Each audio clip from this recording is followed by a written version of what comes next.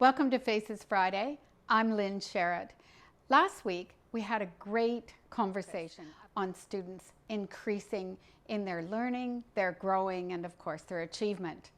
Jill Maar and I had a conversation about how she uses Venn diagrams to really focus in with that laser-like focus on students' achievement. Who the students are, how they're progressing, what else can we do to ensure that they get over the line?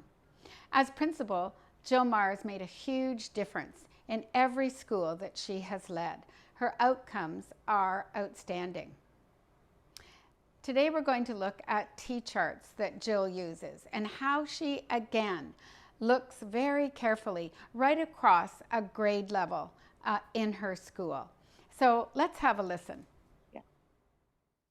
Welcome to Faces Friday. Thanks a lot for joining me. I'm Lynn Sherrod, and we're going to talk about one of my favorite subjects, laser-like focus on data and really understanding who our students are and what their needs are. So I'm joined today by my dear colleague and great friend, Jill Maar. And I know you know Jill because I talk about her often and the leadership she provides in our very large system. And I know, Jill, you moved from Venns to T-charts. Can you tell me a little bit about that? So the Venn diagrams for me was really helpful in looking at laser-like at classrooms and at individual students and the staff members in those classrooms. But as a lead learner, I needed to understand a school focus in terms of where we were for a variety of reasons.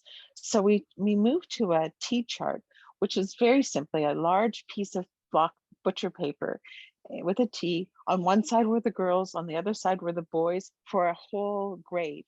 And so we would then have the students that were below and far below, because again, that was my key focus in terms of my early interventions and my support. And each teacher would have a different color post-it or a different color label. And they would put their students that were far below or below the expectation at that time on these post-its and what their current readability or reading level was. And they would place them on the chart and the date that they had collected that information. Now, every 4 weeks, those charts needed to be updated. And the stickers moved if they had removed from far below to below.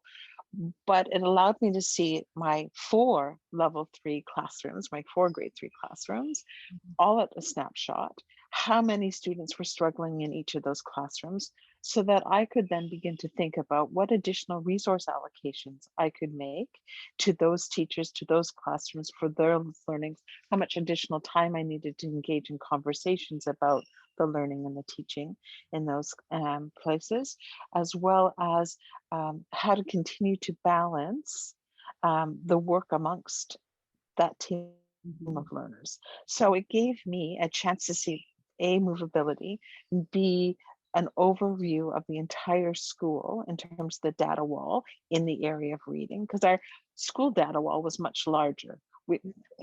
It contained much more information than just reading, but our data showed us consistently in many of the schools I worked in that our children were struggling to learn how to read and then to read to learn. And for me, that was a huge component in terms of improving our overall results. And you got amazing results. We had a great team.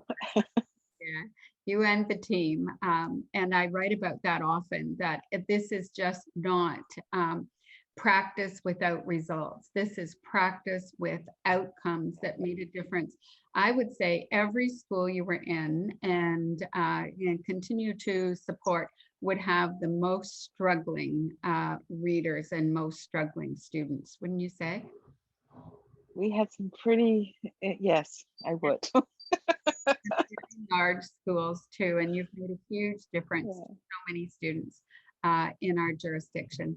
So thank you, Jill. Thank you for joining me. I really appreciate the specificity that you offer all leaders. Thanks so much. Thanks very much for having me. Have a good day.